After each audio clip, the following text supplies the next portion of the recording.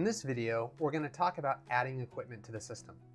We'll go over adding your equipment per your manufacturer's documentation, as well as the difference between selecting your equipment as it already exists in the system versus entering it yourself. Once you've entered the basic information of your vehicle, you'll be taken to this screen, which is the equipment list screen. You can also get there by selecting the equipment tab. What you see here are a group of categories based on the type of vehicle you selected to help organize the equipment as you enter it. This enables you to enter all or as little of the equipment you want to at any one time. You can come back and update this screen at any time, adding equipment or removing equipment as needed. We'll start by adding some equipment in the air conditioning category. So I'm going to hit Add Equipment. And then for this example, I'll select a manufacturer we already have in the system. So I'm going to select Dometic, and the model is Brisk Air 2. Then I hit Select. You'll notice some additional fields came up for more information about the equipment, as well as a bar on the bottom with a Save button to indicate that you have changes on this screen that have not yet been saved. The first thing I'm going to do is give this equipment a nickname. We'll just say Roof Air.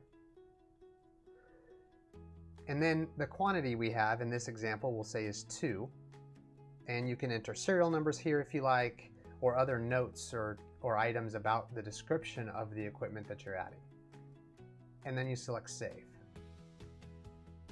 Now let's go through an example of adding a third piece of equipment to the same category. Let's say we actually have 3 air conditioners and not 2, and one of them is a different manufacturer and model than the other 2. So I'm going to hit Add Equipment under the air conditioner category, and I'm going to select the manufacturer. Again, for this example, let's assume that the manufacturer is not in the drop-down list. While we're adding new manufacturers all the time, you also have the ability to type in the manufacturer should it not be there. I'm going to go ahead and type in a fictitious company, ABC, as well as a fictitious model, Brisk 3, and hit Select. Again, you'll see a number of new fields pop up. Give it a nickname, Roof Air 3, quantity will be 1. Again, you can add the serial numbers, and then a description or any notes you want to add. Hit Save as before, and now I have 3 pieces of equipment added under the air conditioning category. The next example I want to walk you through is adding a piece of equipment where we track hours. So we're going to add the generator into the vehicle. So under the generator category, I'm going to select Add Equipment. I'm going to follow the drop downs. This is a diesel generator, fuel type. The manufacturer will be Onan Cummins. The model for this example will be a QD6000.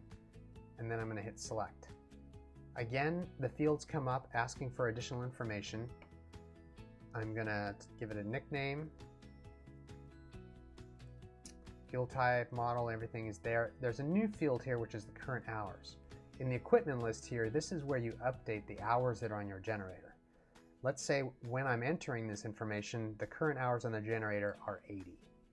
I can then enter the serial number as before and any other information that I want to add to this piece of equipment.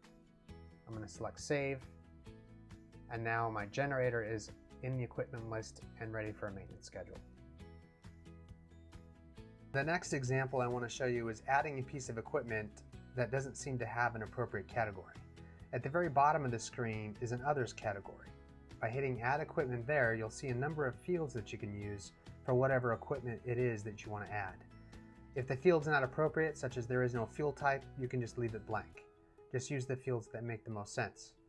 You can hit Select and follow the steps we previously walked through, and you'll be able to add whatever equipment you may have. We hope this tutorial has been helpful. As always, if you have any questions, comments, or concerns, please don't hesitate to reach out to us. Thanks very much.